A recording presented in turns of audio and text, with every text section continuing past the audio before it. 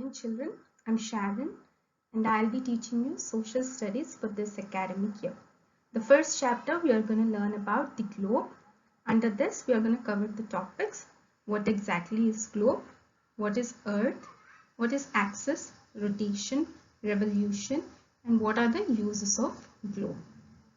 So children, this is your social studies textbook, Discover 5, a book of social studies published by Frank Educational Aids. So children, I'm sure you must all have seen an astronaut. So when an astronaut looks at the earth from the outer space, the earth looks like a white and blue ball of marble. As you can see in these images, when an astronaut looks at the earth from the space, the earth appears like a blue and white ball of marble.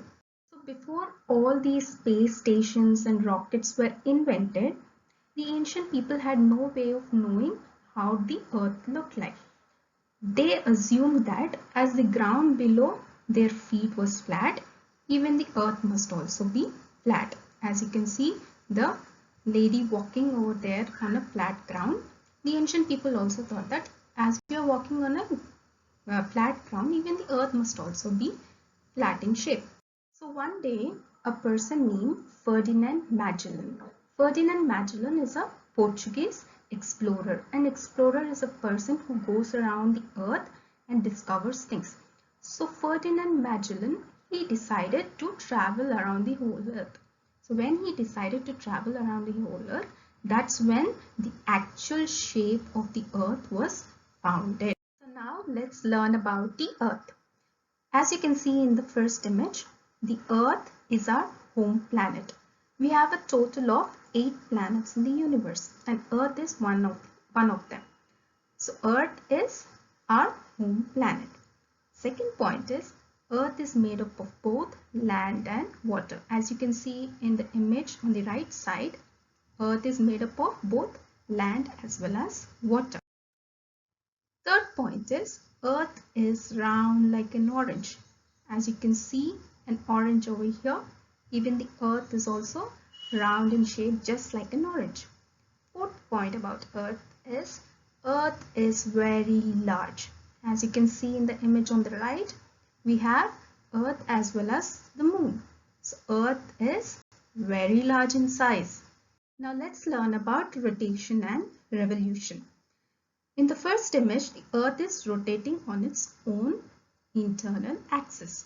This is called as rotation. In the second image on the right, the earth is rotating. It is going around in a circle around an external axis. This is called as revolution. So the earth is not just rotating on its own internal axis, but it is also rotating on an external axis. When the earth rotates on its own internal axis, it is called as rotation. When the earth rotates around an external axis, it is called as revolution. Let's move on to the next slide. Let's see what happens during rotation. When the earth revolves around its own internal axis, it is called as rotation. We have already learned about that. So when rotation occurs, it results in day and night. As you can see in image 1, the sun's rays are falling on one side of the earth. So when the sun's rays fall on one side of the earth, all those places on the earth will have daytime. Whereas the opposite side of the earth, where they do not receive the sun's rays, those places will have nighttime. So rotation of the earth results in the occurrence of day and night. On the other hand, revolution of the earth, that is when the earth is revolving around an external axis. Here, when the earth is revolving around the sun, then revolution takes place. So when the revolution takes place, the earth results in change of seasons. As you can see the image 2, we have different kinds of seasons, don't we children? We have summer season, winter season, rainy season. So why do these seasons occur? They occur because of the revolution. When the earth revolves around the sun, then revolution takes place. When revolution occurs, it leads to change of seasons. Let's learn about the features of globe. A globe is a model of the earth. It is round in shape just like an earth. Even the globe is designed to be round in shape. Just like the earth, the globe has two poles. As you can see in this image, you have two letters over here, N and S. Those letters represent North Pole and South Pole. So just like the earth, even the globe has North Pole and South Pole. And they make sure that these poles are flattened.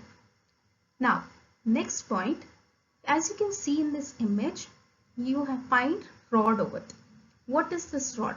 This rod represents the axis of the earth. This rod passes from one end to the other end and it represents the axis of the earth. Clear, children? Apart from all this, the globe also shows the physical features of the earth. What are these physical features? They are oceans and seas, boundaries, mountains, as well as continents. We have a total of 7 continents. So all these physical features are also shown on the globe. The globe is made up of various materials like wood, fiberglass and plastic. As you can see in these images, globes are made up of various materials. Most common ones include wood, fiberglass as well as plastic. Now let's learn about cartographer. Who is a cartographer? Cartographer is a person who draws or produces maps. Such a person's job is to only draw and produce maps. Those kind of people are called as cartographers. Is it clear, children? What have we covered in today's lesson? We have learnt about Earth. We have learnt about how the shape of the Earth looks like. We have learnt what kind of a planet do we live on. We have learned what do we find on Earth. And we have also learnt about rotation and revolution. Apart from this, we have also learnt about the features of globe. What is a globe? What are the features of globe? What else features are shown on a globe? And then finally we learnt about a cartographer. Cartographer is a person who draws or produces the map. I hope the lesson was clear, children, and I hope to meet you in the next video. Thank you.